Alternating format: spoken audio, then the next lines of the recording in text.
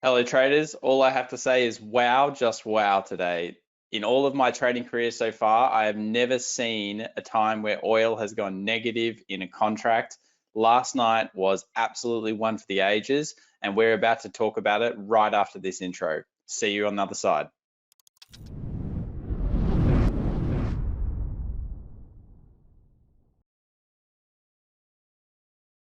Okay, so here we have oil, the May contract. My God, $1.46 as low as negative 38.96, 200% down on the day in terms of the oil trade for this day. You started at over $11.80 all the way down into 38.76 and then a miraculous recovery all the way back up to $1.46. Now, this is clearly illiquidity at play. When the market dumped, you can see how aggressive that initial sell-off is. That's because there would have been literally no contracts under zero. It's very important for people to understand that illiquidity is such an important factor in markets. If something unprecedented happens, then the move is so fast and so sharp because there are no buyers to buy the contract. What would have happened is algorithms would have stepped in. It would have been so fast in terms of this move. If we broke this down into literally a couple of seconds, you will have seen it just chunking tens of dollars per second. And then the market has hit this low, come up, someone's still been shocked about it, it's sold back off, and then of course rational people have come in and said, well, that can't be negative $40. It doesn't make sense. The hold cost of oil is not that much until contract expiry. So it seemed like people were basically dumping it off for at any cost, but really it's a question of illiquidity. In this video, we will talk about other illiquid events and how you need to be aware that these things can happen when things come under pressure. And I expect during this COVID crisis, we continue to see pressure like this in certain markets. We almost saw it in gold the other day, wild swings, a liquid market, massive spreads. Even some of the big brokers and liquidity providers were actually stepping out of gold and saying, we don't want any part of this anymore. So firstly, let's talk about why oil has dropped this low from a fundamental perspective. It's all about holding cost. It's all about oversupply. We have hundreds of millions of barrels sitting there that are not being used. Not many people are driving their cars. Global economy is shut down. And what you're seeing is storage facilities across the world basically filled to capacity, and now you have a real holding cost on oil. So if we take a look at this New York Times article, we can see that we have 100 million barrels a day, and they're being stored in multiple different areas. Now, obviously, we have the Caribbean, South Africa, Angola, Brazil, Nigeria. All of these warehouses seem to be hitting capacity. Very important, if they're hitting capacity, the cost of holding becomes even more, because where are you going to find more storage areas?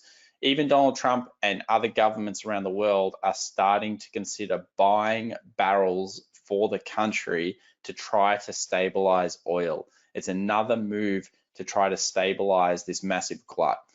We have oil refineries not refining oil. They're not basically saying, we don't want to create diesel, we don't want to create petrol, no one's driving. Again, less demand. And as the longer this goes on and the longer the economy stays shut, the shorter date options for oil will suffer. So they're going to be the more dangerous ones. You'll notice if you go, the longer you go on TradingView, Pepperstone, whatever kind of platform you're using, the longer you go out and you look at contracts, the higher price oil is going to be. And that's because there's stability in the idea that we will go back to using oil. So those longer contracts are trading at more of a premium. But for now, short dated contracts, incredibly dangerous, as we've seen last night. So let's jump into the charts and talk about the S&P 500. So here we have the S&P 500, and last night fell about 2 to 3.5% from its previous highs. Now, pretty large moves, not anything compared to what we've seen recently, but let's talk about some key areas. Over the channel last week, we've been talking about this 2900 zone and how that's going to act as resistance anyway. And any excuse to sell off, especially one such as this unprecedented event in oil, will sell off the market. And we can see it's sitting at about 28.14 right now as of the making of this video. If we zoom in though on a 4 hour, I think it's very difficult for us to say that the trend is now back down until we see a break below kind of this 2760 support and a break under this 50 EMA moving average. It's very important that it gets down there. Next level will be around 2650, then probably 2450, and then of course previous low testing. So this could be the beginning of the catalyst selling off the market. Obviously, oil traders are scared. The rest of the market should be scared about several things that are going on in the economy. And just because tech companies are doing well does not mean that everybody is doing well. So very important facts here. I wanted to bring up Euro Swiss for everyone because I think people forget too easily what flash crashes look like and what illiquidity looks like. We've seen another one. It's a great learning experience for so many people. But here we have the flash crash of the Euro Swiss when basically the Swiss bank took out the floor. They said, no longer will we provide this floor price, which was 1.2, where they were just constantly buying the currency. And they took it away surprisingly. And you can see very short, sharp, super fast move.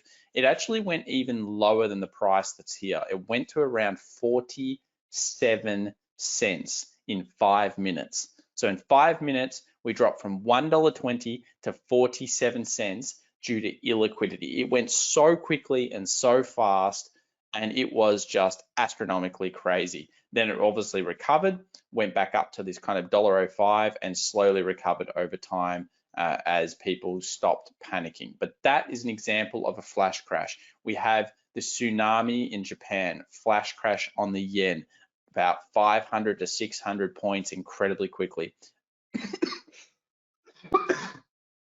As a trader, you need to be aware of these flash crashes. You need to study them. You need to understand them. And you need to think, this is totally possible. Even in gold a few weeks ago, we saw an illiquidity event come in.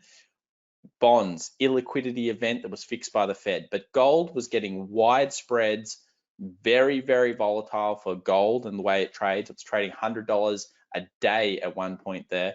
That is the kind of market, when it starts to move like that, you need to practice proper risk management. So hopefully this helps everyone today. That was an absolutely amazing event, seeing oil go under zero.